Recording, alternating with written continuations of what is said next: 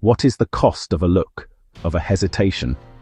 What is the price you pay for those first 3 or 4 seconds where everything is decided before the first truly important word is even spoken? Think about it. Have you ever walked into a room for a decisive meeting and before you even sat down, felt you were already at a disadvantage? Or on the other hand, shaken someone's hand and instantly known that person was different, that they were in control? Have you ever felt that? That sensation, that split second that sets the tone for the entire interaction, is not magic. It is engineering, perception engineering. And very few people in the modern world understood and exploited that engineering as deeply as Jordan Belfort. Forget, for a moment, the caricature, the larger-than-life character immortalized by cinema. Let's talk about the architect, the strategist behind the empire. Belfort had an almost unhealthy obsession, a surgical fixation on the power of the first impression. For him, selling, negotiating, persuading, all of it was won or lost in the time it takes to draw a breath. In those tiny instants, your brain and the brain of the person in front of you are not doing logical analysis. They are operating on a much more primitive and much faster level.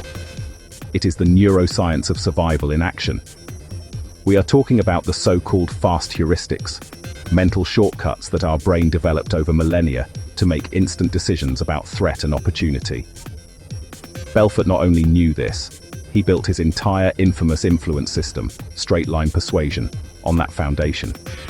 He trained his salespeople to become masters of those initial seconds. The goal was not to be nice. The goal was to transmit, non-verbally and immediately, 3 critical messages that hijacked the other person's brain. The first, you need to look sharp as a razor. Your posture, your gaze, the economy of your movements, everything has to communicate precision, intelligence, and that you do not waste time. The second, you must be a contagious enthusiast. Not a naive optimist, but someone who radiates energy and an unshakable belief in what is coming, an energy that is almost impossible to ignore. And the third, the most crucial of all, you must be perceived as an authority on the subject. A figure of power, someone who has the answers and is there to guide, not to beg. What you are about to discover now may surprise you. When these 3 messages are successfully transmitted in that tiny window of time, a powerful psychological phenomenon is triggered, the halo effect. It is like a light turning on above your head. From that moment on, everything you say and everything you propose is interpreted through that first positive lens. Your arguments sound more logical. Your offers seem more attractive. Small mistakes are forgiven, and trust is established before it is earned. Belfort did not ask his salespeople to be good. He demanded that they create this aura, this perception of instant brilliance. He knew that by mastering perception, he would master the conversation. This obsession with the genesis of influence was not a detail. It was the cornerstone of his entire system. It was the first domino that, once tipped, knocked all the others down in sequence, along a straight line toward yes. But how exactly did he do this in practice? How do you build that authority in seconds? What are the words, gestures, tones of voice that activate the halo effect and put you in command of the situation? The answer is in how he structured the heart of his method, the legendary and brutally effective straight line persuasion. Imagine for a moment a straight line. On one end, the opening of the conversation. On the other, the close, the yes. For Belfort, any word, any question, any story that did not move you directly along that line was a waste. It was a detour that handed control to the other person. His genius was to create a system that mapped not only the logic of the sale, but above all the emotion, maintaining absolute control of both axes from beginning to end. And this is where I need to pause and connect with you. Because when we analyze how cold and precise this system is, it is impossible not to think about our own experiences. Think about the times you tried to convince someone, in a sale, in an interview, or even in a personal conversation. Have you ever felt lost, not knowing where to go when the person said no, or I need to think about it? I want to hear your story.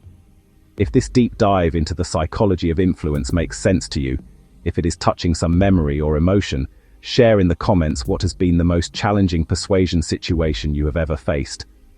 Reading your experience helps me understand your pain points and calibrate our content to become even more transformative. And if you are feeling the power and depth of this analysis, your like is the clearest signal I receive that we are on the right track. It is not just a click. It is silent feedback that tells me keep going, this matters. Every like is a vote of confidence. It is your participation, your comment, your support that shows me it is worth going even deeper into these complex themes. And if you, like me, are fascinated by understanding what really moves people, by decoding the engineering of persuasion and using it strategically and ethically, then subscribing to the channel is your way of saying I want to be part of this journey. It is what makes this community grow and allows me to dedicate time to bringing more powerful analyses like this one. Because this community deserves to understand the core of the system. So let's go back to the straight line. Belfort knew that logic alone does not sell. Emotion alone does not sustain. The perfect sale, unshakable persuasion, happens in a very specific place. Selling, persuading, truly transforming someone's mind only happens when two invisible lines cross at their highest point, the line of logical certainty and the line of emotional certainty. Think about it. Logical certainty is the fortress you build in the other person's mind. It is the irrefutable case, the presentation of facts and benefits in such a clear, sequential way that a positive conclusion becomes the only rational outcome. It is reason's checkmate. But logic by itself is cold. It does not move people. It does not inspire big decisions that change a life or close high-impact deals. That is why, in parallel, Belfort ran the line of emotional certainty. This is the bridge you build straight into the other person's heart. It is about understanding the hidden truth behind the words. What does this person really want? What is their greatest fear? What keeps them up at night? Emotional persuasion is painting a vivid picture of the future, one in which their pain is resolved and their biggest desire is fulfilled. It is making them feel the relief, euphoria, and safety of their decision before they even make it. It is a journey from doubt to conviction, and your voice is the vehicle. The quote that defines this mindset is straightforward: every conversation is a sale. Either you sell your vision, or the other person sells theirs to you. The straight line guarantees that you are in control of the direction, guiding both the mind and the heart. Now I want to go even deeper into this. Looking behind the scenes of this strategy reveals that Belfort did not treat these two lines as equal. He knew emotion drives the purchase, but logic justifies the purchase. A person decides with the heart, but they need a logical story to tell themselves and others afterward. Without that rational justification, the emotional yes evaporates, giving way to regret and cancellation. His system was designed to create perfect synergy between the two, where emotion opens the door and logic locks it from the inside, preventing any way back. These revelations about human nature are what make his method so timeless. Comment below, logic and emotion. This pursuit of maximum certainty in both realms was not some vague idea. Belfort was obsessed with clear goals. He turned this abstract concept into a numeric target, a concrete objective that his team chased relentlessly on every call. He called this target the 310s. This is the holy grail of Belfort's system, the true compass that guided the entire straight line journey. He discovered that for a person to make a high-impact decision and feel good about it afterward, they needed to reach a maximum level of certainty, a 10 out of 10, in 3 specific areas. It is a trinity of conviction. The first 10 is certainty in your product or your idea. The client does not just need to like it, they need to love it. They need to see your solution as the only vehicle capable of delivering the transformation they want. It is the moment when your idea stops being an option and becomes the definitive answer to their pain or desire. The second 10 is certainty in you. Here, logic makes room for human connection. The person needs to trust you, not only as an expert, but as a partner who genuinely understands their world and wants the best for them. It is about creating a bond of empathy and authority where your guidance is seen as a safe harbor. The third and final 10 is certainty in your company or your brand. This is the pillar of safety. It is the guarantee that there is a solid structure behind the promise. Inside Stratton Oakmont, this was taken to the extreme. The salespeople were not just individuals. They were so-and-so from Stratton Oakmont, borrowing the authority of a brand that, although new, was designed to sound like a Wall Street institution. Now I want to go even deeper into this. Aligning these three levels of certainty in someone's mind is what changes the game. It is what transforms a doubtful mindset into an action mindset. When the client loves the product, trusts you, and respects the company, the barrier to yes crumbles. Objections become passing doubts, not insurmountable walls. This is one of the greatest revelations of the method. Objections are not really about price or timing. They are symptoms of a lack of certainty in one of the three pillars. The persuader's job, according to Belfort, is to diagnose which pillar is weak and reinforce it until the entire structure is at level 10. Type this in the comments: the power of the three. Belfort knew a hidden truth. You can have the best product, be the most trustworthy person, and represent the strongest company in the world. But if your voice does not communicate that certainty at a subconscious level, none of it matters. Because true persuasion is not in what you say. And this is the greatest revelation behind Jordan Belfort's approach. He was an absolute master of tonality, his real secret weapon. In his world, the script, the words themselves, were only 10% of the game. The rest of the impact, the magic, the true transformation in the client's mind, came from the music behind the words, your voice. For Belfort, tonality is the direct language of the subconscious. It is how you bypass the skeptical guard of logic and speak directly to the emotional decision center of a person. He mapped and taught dozens of tones, but three of them form the foundation of his power. The first is the tone of absolute certainty. It is not loud or aggressive. On the contrary, it is calm, firm, with a slight downward inflection at the end of the sentence. It is the sound of an unquestionable truth. It is the voice you use to say, the sky is blue. This tone on its own builds the three tens in the other person's mind, transmitting a conviction that is almost impossible to challenge. The second is the whispered secret tone. It is when you lower your volume, almost as if you did not want anyone else to hear. This instantly creates a bubble of intimacy, you and the other person against the world. It creates deep rapport and makes the information feel exclusive and far more valuable. It is an invitation to a journey only the two of you will take. Now I want to go even deeper into this. The third tone is a work of psychological art, the tone of reasonable urgency. Here, your speaking pace increases slightly, and your voice carries a note of sincerity and genuine concern. It is not the panic of a desperate salesperson. It is the voice of a friend saying, "Look, I don't want you to miss this."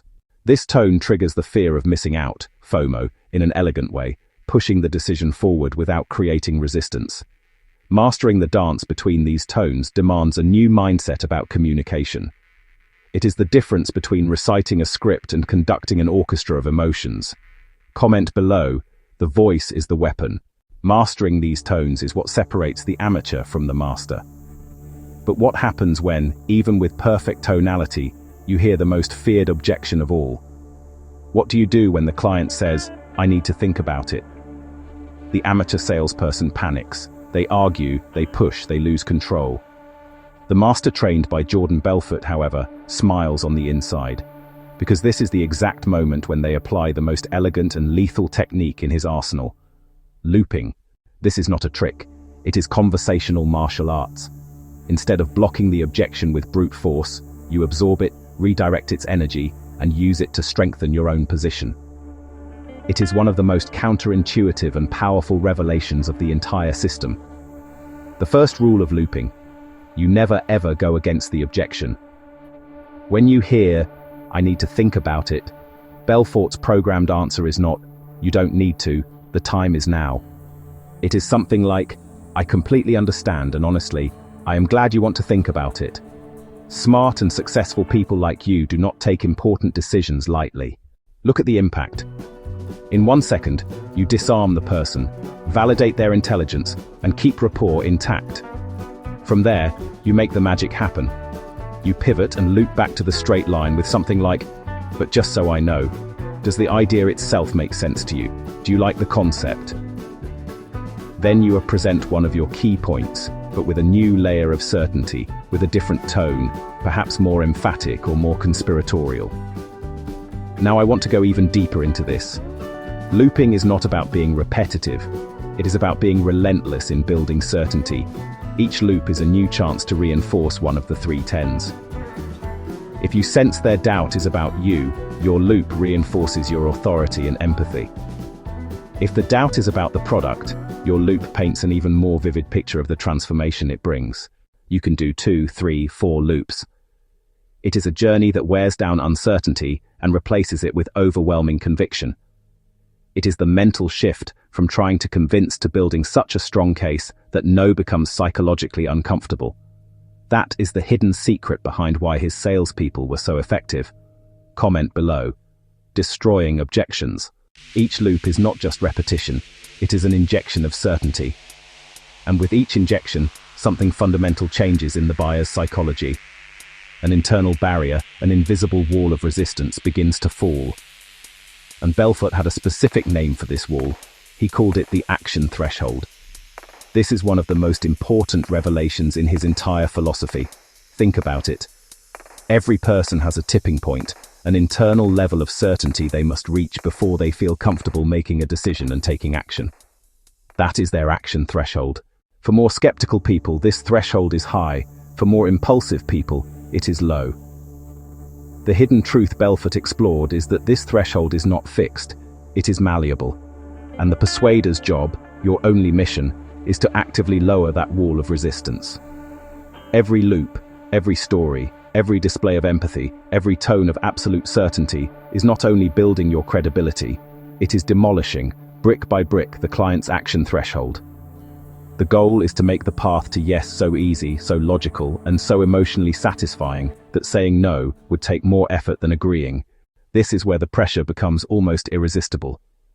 The certainty you project about the positive transformation to come becomes so massive, so overwhelming, that the fear of losing the opportunity becomes far greater than the fear of making the decision. It is the point where FOMO, the fear of missing out, is stronger than the fear of acting. It is a complete inversion of the decision psychology. Now I want to go even deeper into this. Understanding this concept fundamentally changes your mindset about influence. You stop thinking about convincing and start thinking about calibrating.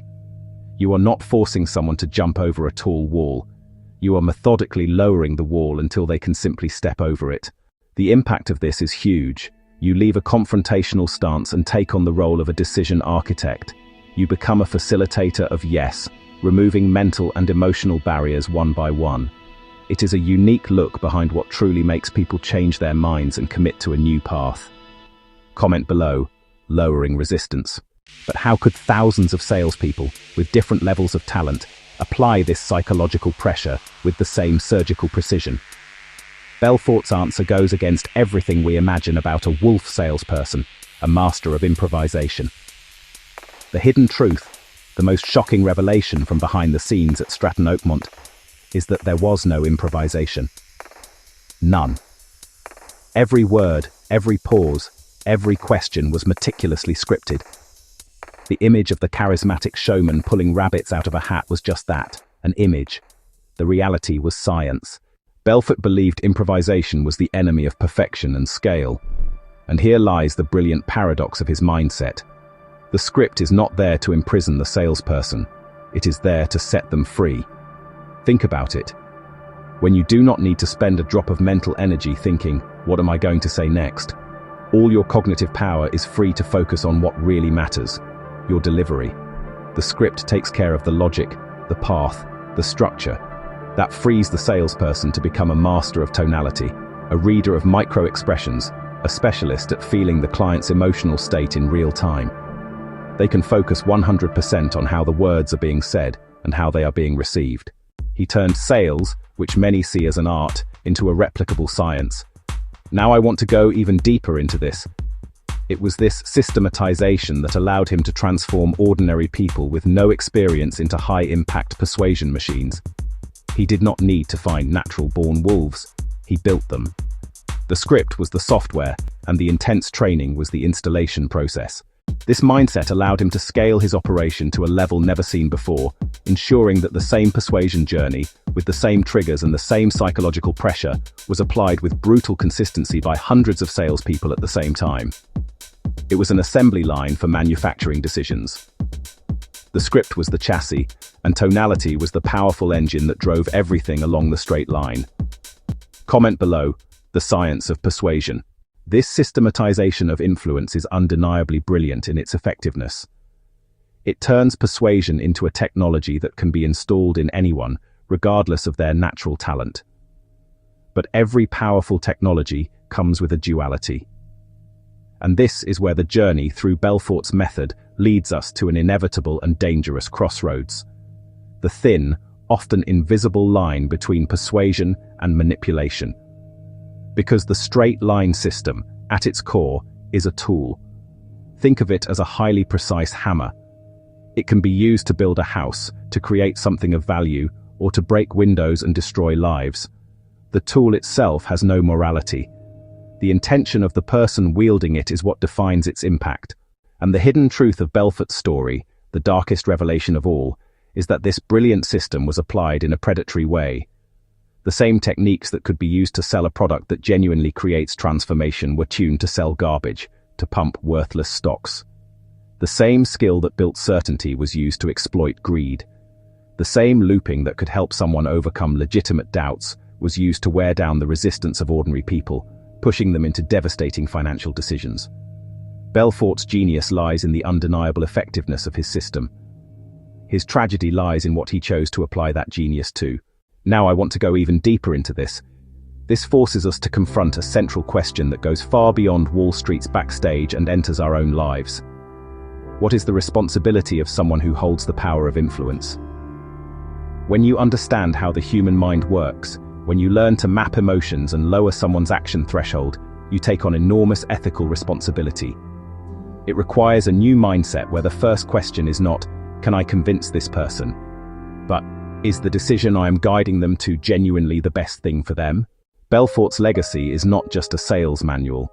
It is a case study in how power, without a strong ethical code, inevitably leads to ruin for both the one who wields it and the one who suffers from it.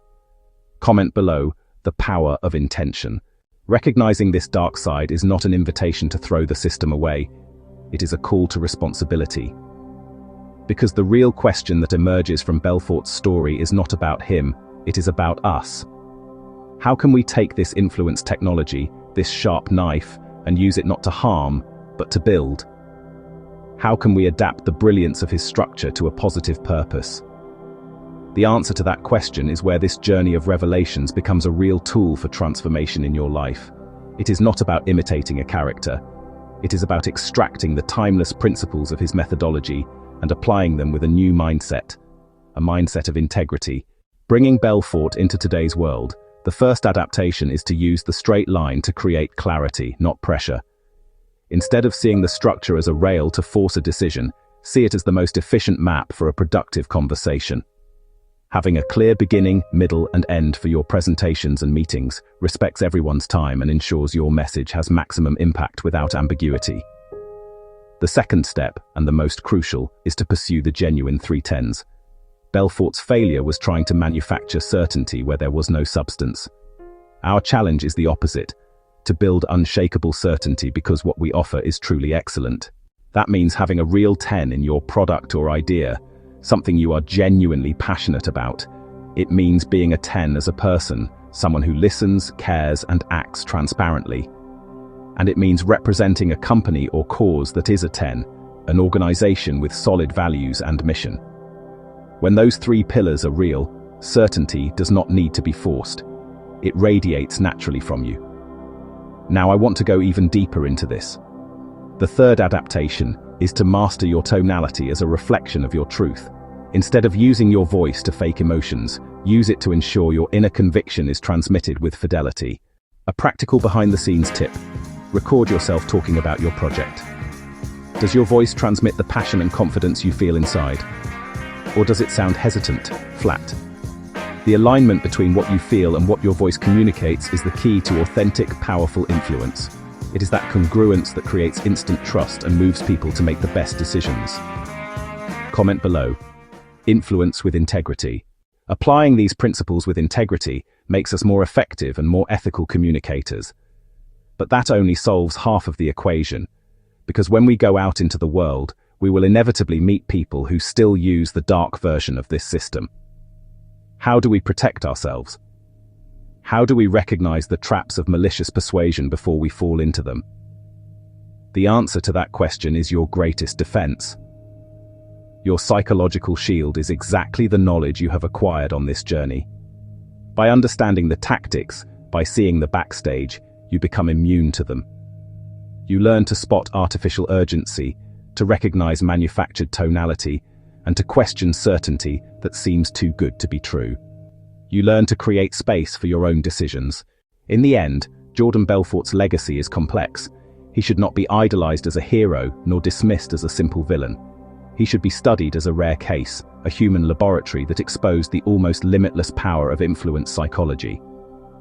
His deep understanding of what moves people under pressure gives us a manual, not of tricks, but of the deepest mechanisms of human nature.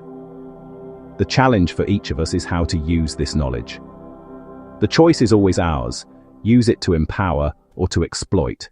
And maybe the greatest lesson is not about sales or money at all. Maybe the final message of Jordan Belfort's story is about the absolute power of conviction. The question then is no longer about him. The question now is about you. What do you believe in with level 10 certainty? And how are you going to use that certainty to influence the world around you? If this journey of reflection and discovery made sense to you, if you made it all the way here with me, it is because, like me, you seek a deeper understanding of things. And if you want to keep decoding the psychology behind performance and strategic influence, this is your place. Subscribing to the channel is how we keep this high-level conversation going. To let me know who really dove deep into this content, leave a comment that says, "Journey complete." That is our code. And of course, if this conversation brought you clarity or a new insight, your like is my main signal that we are on the right path. Our conversation does not have to end here. There is a video appearing on the screen that is the perfect next step after what we discussed.